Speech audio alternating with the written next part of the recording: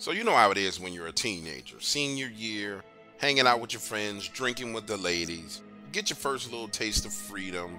You got your own vehicle. These events happened when me and my wife were seniors in high school. We decided to go up to the local cemetery to do what we called the little ghost investigation. And understand, back then I had no clue what the hell I was doing. I just wanted to go see something scary. And in this case, we get way more than we bargained for at the end of the night. Imagine the darkest night you can.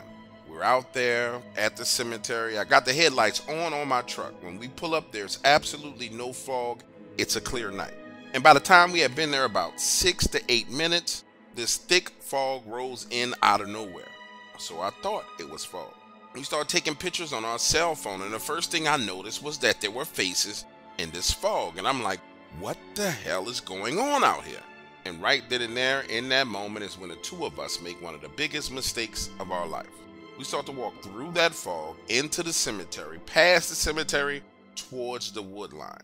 Now listen, after we walk through that fog, I distinctly remember turning around, looking over my shoulder, and it's no longer there. We have the EVP recorder out, asking questions and not getting any answers. That's when I see what looks like this dark shadow in the woods. But this shadow is actually darker than the darkness that's out there, which makes it stand out. Now let me ask you this question. You ever found yourself in a situation that you knew you shouldn't have been in, but you already made up your mind that you were going to do it, so you decided you was going to keep on going even though you knew right then and there that you shouldn't be doing this? Well, that's the situation I found myself in. I knew deep down inside my heart we probably should have left. But nonetheless, we press on, and I'm telling myself, look, stop being paranoid, relax, it's okay. The chances of something actually being out here in this cemetery are slim to none. That's when Kelly starts to say she doesn't feel good, grabbing her stomach. She's queasy, and she wants to leave. A few seconds later, she starts doing this projectile vomiting.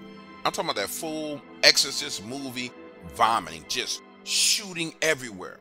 Her legs get weak, she collapses to the ground, and now all my attention is on her, and I'm saying to myself, oh hell no, we should have never ever came out here.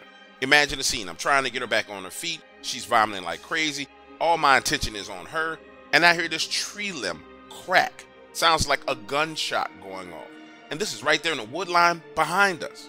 This mixture of fear and adrenaline flushes into my body. I finally get her back on her feet. Now we're moving back to my truck. And now I realize that the fog has returned. Listen, I'm literally having to pick her body up and put her in the passenger side of my truck. I have vomit all over my shirt. She has vomit all over her hands, her clothes. Now, mind you, the headlights have been on this entire time. And when I get into the truck to drive away, I look up through that windshield, and that's when I see it standing right there in the headlights. This thing looks like it's 9 feet tall with big black wings. The fucking scariest shit I ever seen in my life. Wings spread wide open. Understand me when I say this to you. It's jet black with the headlights on it. And I can't tell you whether this thing had its head down or its eyes closed. And frankly, I don't care. All I know is that all of a sudden, I saw purple glowing eyes. And from that point, I don't even remember backing my truck up.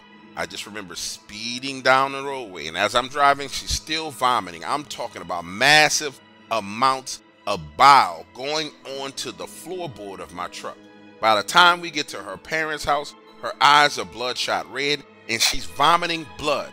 We end up going to the hospital. They run x-rays, the whole 9 yards, and find absolutely nothing wrong with her. Listen to me when I say this to you. My poor wife was sick for 2 days after that. And that was my first and last time going on a ghost hunt.